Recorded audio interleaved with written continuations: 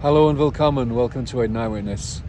I'm here in St John's Gardens in Liverpool, and for this video I thought I'll take a more relaxed kind of format and look at some of the news items about construction and development in Liverpool over the last couple of weeks.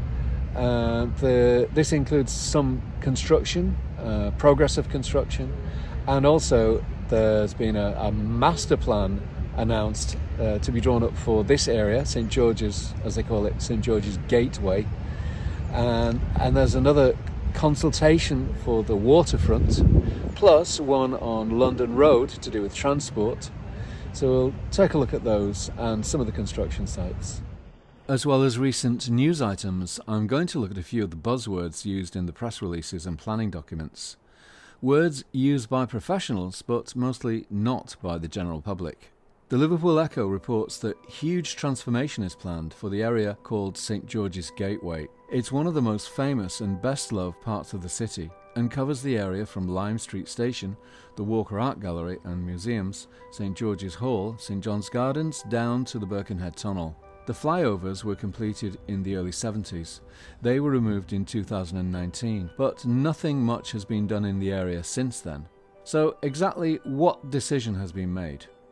Well, they're going to bring in experts to create, and here are the first buzzwords, a transformational future, which is both visionary, ambitious, and deliverable. The word gateway is often used, but I find it a bit unclear. Do they mean one like this? No, it usually means an important access point into and out of the city and the buildings nearby. Here, the St George's Gateway is said to be the key link between Liverpool city centre and the north of the city. But it's not the only one, and it's also the gateway to Birkenhead via the tunnel. And for people arriving or departing by train, Limes Street is a gateway. Anyway, a number of companies will be taking part in this design process, including LDA Design, which has many offices all over the UK. They do master planning, urban design and landscape design. Also, John Moores University and National Museums Liverpool are involved. That word, deliverable, I always find it quite amusing, as if a courier is going to one day arrive with a package saying, I've got a mixed-use, multidisciplinary city quarter for you here, can you sign please? Of course, deliverable means that it can be completed. It's not just an ambitious idea that's never going to happen. Looking at the comments on media pages, there seems to be a big gap between the aspirations of local councils and the views of the general public. There's a lot of negativity and cynicism, but negativity and cynicism can kill a project, whether it's a new business or plans for developing a city. I think what's needed is positivity, expertise, and money. Connectivity, there's another buzzword, but to me it seems that connectivity is something that was damaged by the intrusive road schemes of the 1960s and 70s, which often act as a barrier within the city. Correcting the mistakes of the past is one of the goals of these master plans, though it remains often an unspoken one. Oh, and there, just next to the tunnel entrance, they're rebuilding the Art Deco style column that once stood here. A matching column can be seen on the Birkenhead side. This one is not the original but a replica, made using modern materials. I think it's going to look great. Now, following the Gateway route north along the A59, then left along the A5059 major road, that's Leeds Street, one of those barrier roads, we come to another gateway. It's called The Gateway, a residential development by Legacie Developments. Let's compare my shots taken in the past with how it looks today, the 21st of June 2025.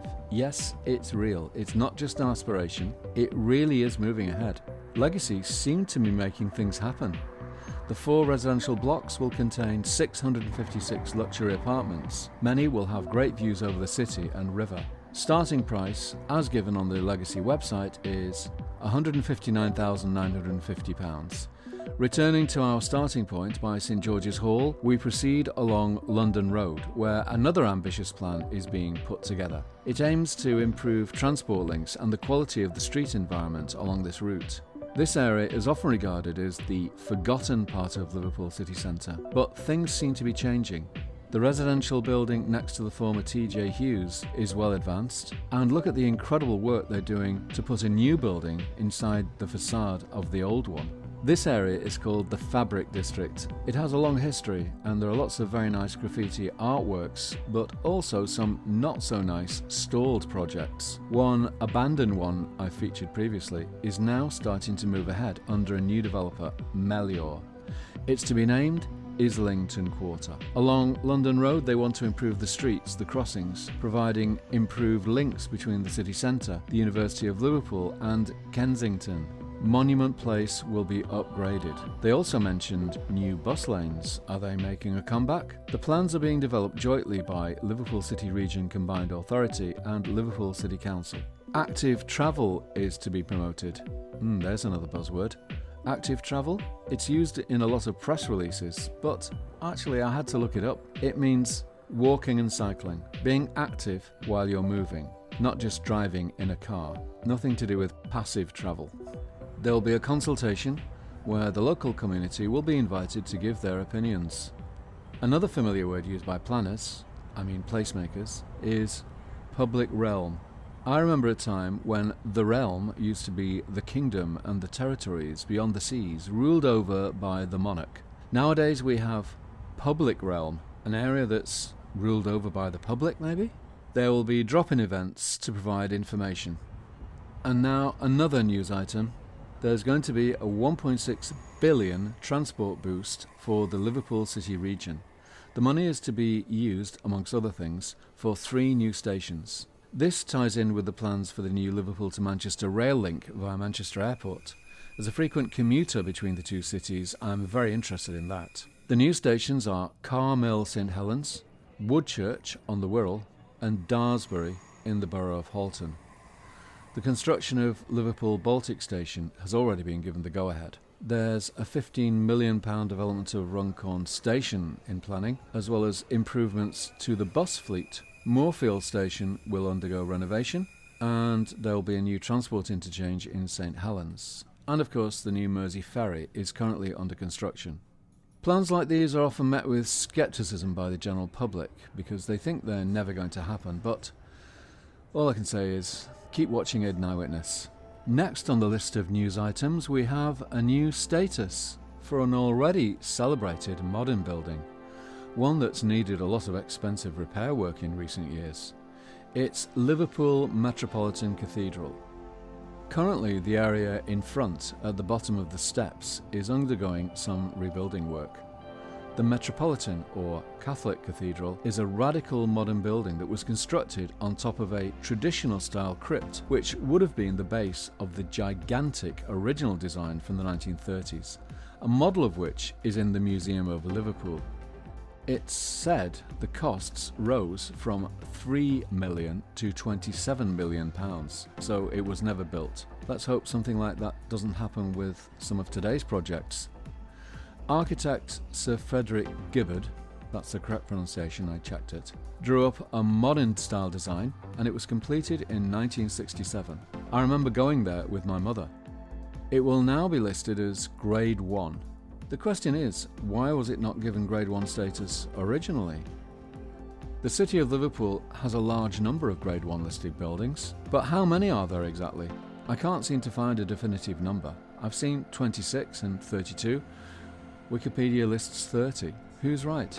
And the next news item could be another indicator that Liverpool might possibly be turning the corner. The site of the stalled Great George Street project has been vacant and abandoned for around 10 years, but recently the City Council intervened to help things move forward.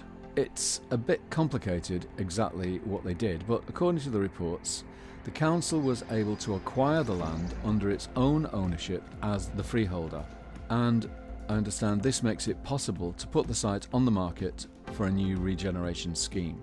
Redevelopment of this area should have happened a long time ago, but fingers crossed we'll see the arrival of construction workers and equipment on site, though it could take a while still. Another case of council intervention can be found on the stalled Pall Mall project site, located where tracks once led in and out of Exchange Station. The council has intervened using £15 million of government funding to bring about the first phase of the development.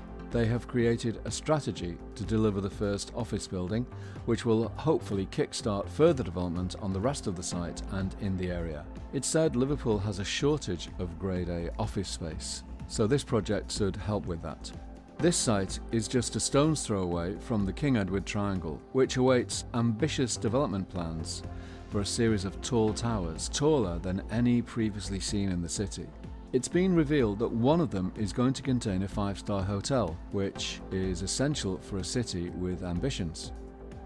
No new designs have been released yet. We still have to refer to the ones that were revealed earlier this year by KEIE. That's the company set up to deliver the project. The Beetham organisation and Home Bargains founder Tom Morris are behind the plans, assisted by a number of other companies. And the final news item that I've picked out concerns the Liverpool waterfront. So what is planned? Well, nothing concrete, if you'll pardon the expression. It's a consultation, which will lead to a draft vision and an SPD. SPD? Supplementary planning document. Did you write that down? And the public will be asked to give their opinions, hopefully respectful and positive. I mentioned in a previous video that the plans stretched decades into the future, and that there was talk of putting part of the Strand into a tunnel, which would improve connectivity between the pierhead and the city centre. Improving north-south and east-west linkages is a priority, and new public realm, as well as conservation. It wasn't so long ago that they completed the new pavements with those cycle lanes. Eventually, they'll come up with an SPD, a supplementary planning document, which will guide planning in the coming years along the waterfront, stretching all the way from the new Everton Stadium right down to the Festival Gardens site. Councillor Nick Small says that he hopes that people will embrace this consultation. Reading comments on media pages, I'm not so sure.